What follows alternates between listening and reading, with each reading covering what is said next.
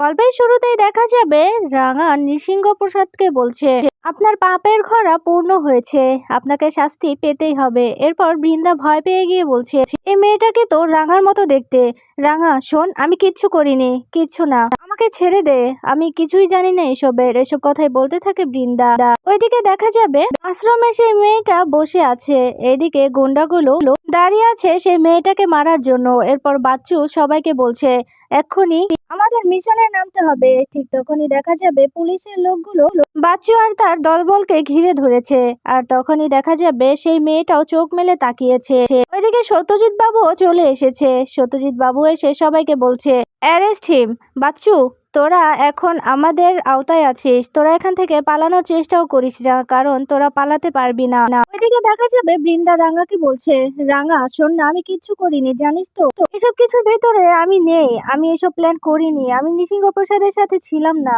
রাঙা ইশারা করতে বৃন্দা সেখান থেকে চলে যায়। ওইদিকে দেখা যাবে বাচ্চুর ওখান থেকে একটা গুন্ডা চলে আসে সে মেয়েটার কাছে, আর সেই মেয়েটাকে গুলি করবে। আর তখনই সেই গুন্ডাটার হাতটা ধরে নেয় সেই মেয়েটা। এরপর সেই গুন্ডাগুলোকে মারতে থাকে সেই মেয়েটা। একে একে গুন্ডাগুলো আসতে থাকে সেই মেয়েটাকে মারার জন্য। ওইদিকে সত্যজিৎ আরো গুন্ডাদের পাকড়াও করেছে। সেখান থেকে বাচ্চু পালিয়ে এসে সেই রাঙার মতো দেখতে মেয়েটাকে মারতে যাবে। ঠিক তখনই ত্রিশূল দিয়ে সেই বাচ্চুকে মারতে থাকে সেই মেয়েটা।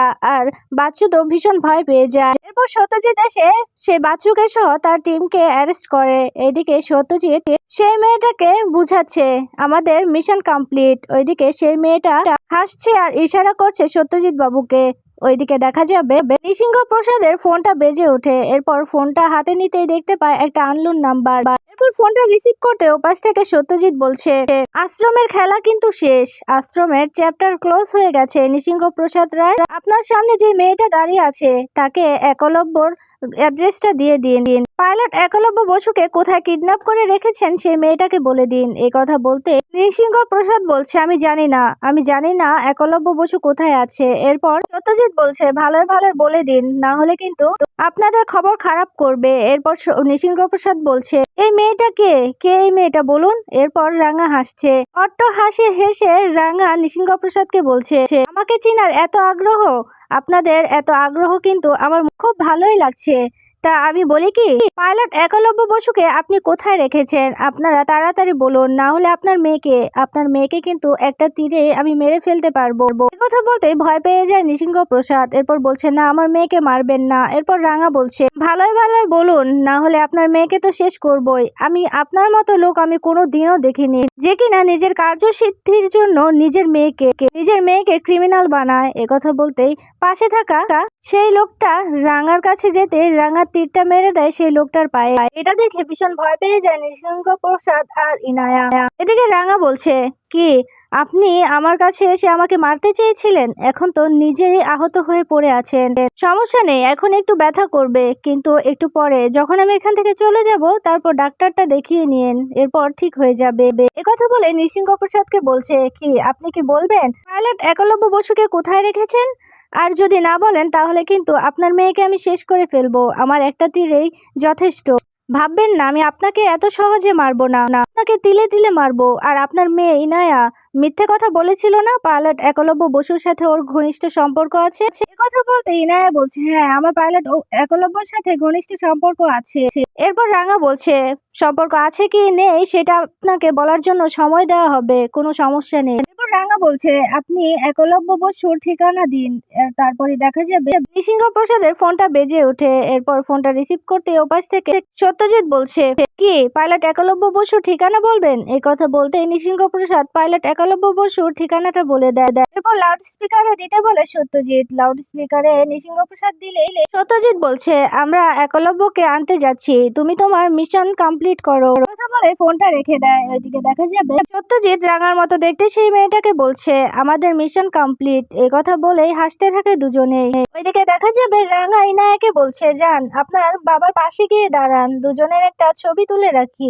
আর এই যে শুনুন, আপনারা ততক্ষণ এখানেই থাকবেন যতক্ষণ না একলব্য বসুকে পাওয়া যাচ্ছে। এই কথা বলে রাঙা তীর ধরে আছে নৃসিংহপ্রসাদের দিকে আর ইনায়ের দিকে। ওইদিকে দেখা যাবে নৃসিংহ প্রসাদের খামার বাড়িতে চলে গেছে সত্যজিৎ আর তার ফোর্স। ওখানে গিয়ে গুন্ডাদের বলছে হ্যান্ডস আপ, আপনারা কেউ লড়ার চেষ্টাও করবেন না। আর তখন এই সত্যজিতের দিকে তাকিয়ে থাকে একলব্য। এরপর সত্যজিৎ একে একে সবাইকে অ্যারেস্ট করে নেয়। এরপর একলব্যর কাছে যেতে একলব্যর বাঁধনগুলো খুলে দেয় সত্যজিৎ। এরপর একলব্যকে বলছে, একলব্য তুমি ঠিক আছো তো? এরপর একলব্য বলছে হ্যাঁ আমি ঠিক আছি। কিন্তু সত্যজিৎ দা কি হচ্ছে কি এসব, কিছুই তো বুঝতে পারছি না। এরপর সত্যজিৎ বলছে সবকিছু বুঝতে পারবে। এরপর একলব্য বলছে আমাকে এখানে কি এনেছে? এরপর সত্যজিৎ বলছে তোমাকে এখানে তোমার বস নৃসিংহ প্রসাদ রায় তোমাকে এখানে কিডন্যাপ করে এনেছে। আর তুমি জানলে অবাক হবে যে তোমার বস নৃসিংহ প্রসাদ রায় আর তার মেয়ে ইনায়া ওরা খুব বড় একটা চক্রের সাথে জড়িত। ওরা চক্রগুলো চালায় আমাদের দেশের ক্ষতি করার জন্য। ওরা এসব কিছু করছে। আর ওই যে জঙ্গলটা পুড়িয়েছিল ওই কিন্তু পুড়িয়েছিল নৃসিংহ প্রসাদ রায়। আর রাঙাকে মারার চেষ্টা কিন্তু নৃসিংহ প্রসাদ রায় করেছিল। জানো এসব কিছু কিভাবে বুঝতে পারলাম? তুমি আমাকে ভিডিওটা পাঠিয়েছিলে না, বক্সগুলো তুমি নিয়ে গিয়েছিলে ফ্লাই করে, সেই বক্সগুলোতে আর্মস পাওয়া গেছে। তারপরে আমরা তদন্ত করেছি। এরপর একলব্য বলছে আচ্ছা সত্যজিৎ দা রাঙা রাঙা কোথায়? আর রাঙাকে কথা বলতেই চুপ হয়ে যায় সত্যজিৎ। ওইদিকে দেখা যাবে রাঙা চলে যায় সেই আশ্রমে রাঙার মতো দেখতে মেয়েটার কাছে। এরপর মেয়েটাকে বলছে তুই এবার যেতে পারিস, আবার যখন তোকে দরকার পড়বে তখন আমি তোকে ডেকে নেব। কথা বলতে সেই মেয়েটা বলছে ঠিক আছে, এই কথা বলেই চলে যায়। এরপর দেখা যাবে সত্যজিৎ আর একলব্য গাড়িতে উঠেছে। সত্যজিৎ একলব্যকে বলছে একলব্য তুমি ঠিক আছো? একলব্য বলছে হ্যাঁ ঠিক আছে। এরপর সত্যজিৎ একলব্যকে বলে আমি রাঙাকে ফোন করছি। কথা বলে রাঙাকে ফোন করে সত্যজিৎ বাবু। আর তখনই ফোন করে বলছে রাঙা তুমি কোথায় আছো? একলব্যকে আমি ছাড়িয়ে নিয়ে এসেছি। কথা শুনে খুশি হয় রাঙা। এরপর সত্যজিৎ বলছে ইনায়া আর নৃসিংহ প্রসাদকে আমি কিন্তু পুলিশ ফোর্স দিয়ে খুব সাবধানে থানায় পৌঁছে দিয়েছি, তুমি কোনো চিন্তা করো না। ওরা আমাদের হাত থেকে কিছুতেই বেরোতে পারবে না। আর তুমি বাড়িতে চলে এসো রাঙা, আমরা বাড়িতে যাচ্ছি।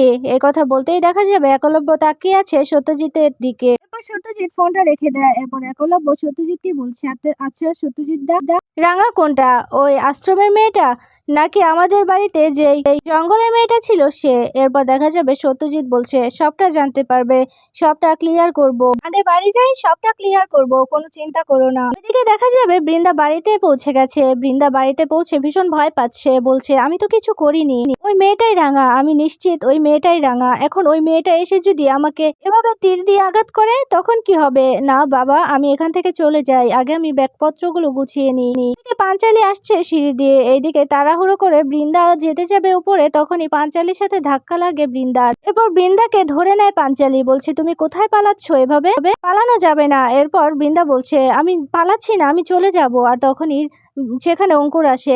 অঙ্কুর আসতেই বলছে কি হয়েছে? এরপর বৃন্দা গিয়ে অঙ্কুরকে বলছে শোনো না আমি কিচ্ছু করিনি, জানো তো আমি কিচ্ছু করিনি, আমি কিছু জানি না। কথা বলে পাঞ্চালিকে বলছে জানো আমি কিচ্ছু জানি না। এরপর অঙ্কুর বলছে কেসটা কি বড় বৌদি আগে বলবে তো? তখনই একলব্য আর সত্যজিৎ সেখানে আসে। সত্যজিৎ বলছে কেসটা কি আমি বলছি। কথা বলতেই বৃন্দা ভয় পেয়ে যায়। ভয় পেয়ে সত্যজিতের দিকে তাকিয়ে থাকে। এরপর সত্যজিৎ বলছে কি হয়েছে বড় বৌদি, তুমি কি ভয় পেয়ে পালাচ্ছ নাকি? এরপর বৃন্দা চুপ হয়ে যায়। ওইদিকে একলব্যকে দেখে পাঞ্চালি বলছে কিরে ভাইয়া তুই? কথা বলেই দৌড়ে গিয়ে একলব্যকে জড়িয়ে ধরে। এরপর বলছে ভাইয়া তুই ঠিক আছিস? জানিস তোর জন্য আমরা কত চিন্তা করেছি, কত কষ্ট পেয়েছি তোর জন্য, ফাইনালি তুই চলে এসেছিস, ভালোই হয়েছে। কি সত্যজিৎ তুমি নিয়ে এসেছো ওকে? এরপর সত্যজিৎ মাথা নেড়ে বলছে হ্যাঁ। আর তখনই সেখানে সভ্য আসে। সভ্য এসে একলব্যকে দেখে বলছে ভাই তুই এসেছিস, ভালোই হয়েছে। কিরে ভাই তোকে কে এইভাবে কিডন্যাপ করেছিল, তুই কি কিছু জানিস? এরপর একলব্য বলছে না আমি জানি না কিছু। এরপর সভ্য বলছে আমি জানি আমি জানি। কথা বলে বৃন্দার কাছে গিয়ে বলছে এই যে এই ডাইনিটা তোকে কিডন্যাপ করিয়েছে। কথা বলতে বৃন্দা বলছে তুমি সব সময় আমাকে কেন দোষারোপ করো বলো তো? আমাকে কেন ফাঁসাতে চাও? আমি এসব কিছু জানি না, আমি এসব কিছু করিনি, আমি এখানে থাকবো না, চলে যাব। কথা বলে বৃন্দা চলে যাবে। তখনই সত্যজিৎ বলছে দাঁড়াও বড় বৌদি। কথা বলতে বৃন্দা বলছে কি? এবার সত্যজিৎ বলছে তুমি কোথাও যেতে পারবে না, তদন্ত শেষ না হওয়া পর্যন্ত তুমি কোথাও যেতে পারবে না। কথা বলতে বৃন্দা কেঁদে কেঁদে বলছে আমি কিছু জানি না, আমি কিছুই করিনি। কথা বলতে ওইদিকে সভ্য হাসছে আর বলছে ভালোই হয়েছে। এরপর সত্যজিৎ বলছে এই সবকিছুর পেছনে কিন্তু স্যামেরও হাত ছিল। স্যাম তো তোমার বন্ধু। এই কথা বলতেই সভ্য বলছে বয়ফ্রেন্ড, বন্ধু না। এই কথা বলতে বৃন্দা রেগে যায়। সভ্য বলছে কেন, তুমি বলেছিলে না ওই নৃসিংহ প্রসাদের সাথে তোমার একটা বিজনেস ডিল আছে? এরপর ওটাই অস্বীকার করতে চায় বৃন্দা। এরপর অঙ্কুর বলছে কেন বড় বৌদি, মিথ্যে কথা কেন বলছো? তুমি তো এই কথা বলেছিলে আমার আর পাঞ্চালির সামনে। এরপর সভ্য বলছে দেখলে তো, ও এক্ষুনি কিন্তু অস্বীকার করেছিল। এরপর সত্যজিৎ বলছে শোনো বড় বৌদি, তুমি এখান থেকে কোথাও যেতে পারবে না যতক্ষণ না পর্যন্ত এই সবকিছুর সমাধান হয়। এরপর সবু বলছে এবার ঠিক হয়েছে, এবার দেখবো কি করে যাও, এবার তো তোমাকে এখানেই থাকতে হবে, আর কি কি অপকর্ম করেছো আর সবকিছুই বের করতে হবে। ঠিক হয়েছে, এবার সত্যজিৎ ওকে ছাড়বে না, একদম ছাড়বে না বলে দিলাম। এবার ওকে হাতে শেকল পরিয়ে টানতে টানতে ওই থানার ভেতর নিয়ে যাবে। এসব কথাই বলছে সভ্য আর হাসছে। এরপর একলব্য বলছে রাঙা, রাঙা কোথায়? রাঙা আসেনি। তখনই প্রমিতা আর নবারণ দৌড়ে চলে আসে একলব্যর কথা শুনে। নবারণ এসে একলব্যকে জড়িয়ে ধরে। এরপর বলছে বাবা তুই ঠিক আছিস? একলব্য বলছে হ্যাঁ ঠিক আছি। ওইদিকে দেখা যাবে সত্যজিৎ বলছে মামা আমি এইমাত্র ওকে নিয়ে এলাম।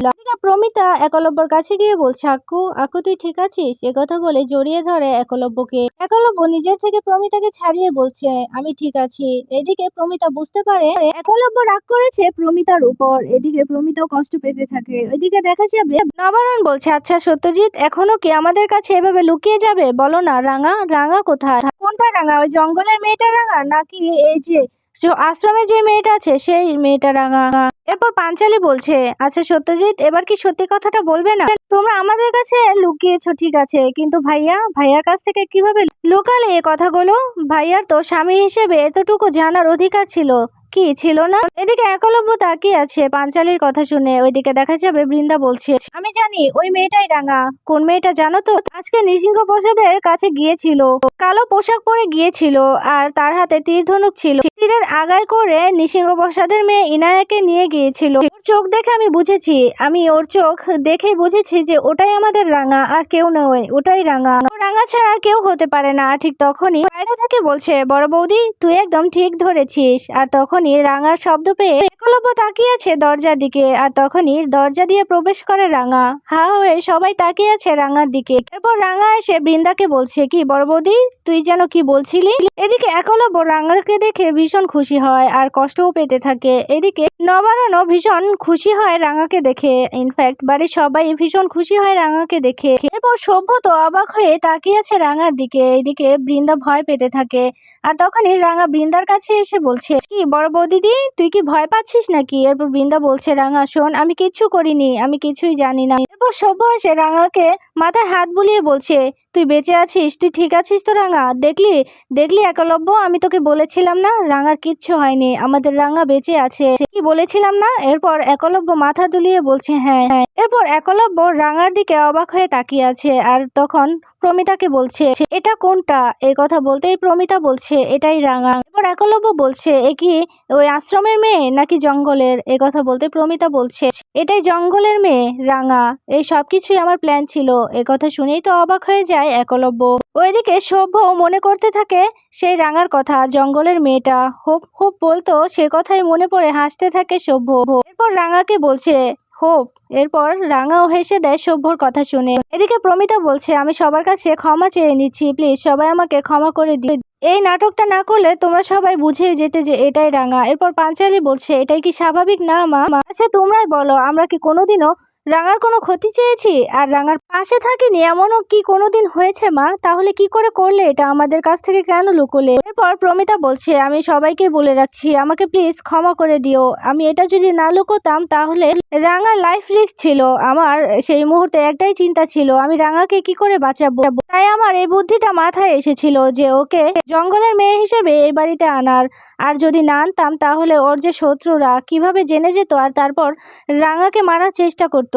আর তোমরা তো জানোই ঘরের শত্রু বিভীষণ আমাদের ঘরের শত্রু ছিল, এই কারণে আমাকে এতগুলো নাটক করতে হলো। তাই তোমরা প্লিজ ক্ষমা করে দেবে। এই কথা বলে সবার সামনে হাত জোড় করে ক্ষমা চায় প্রমিতা।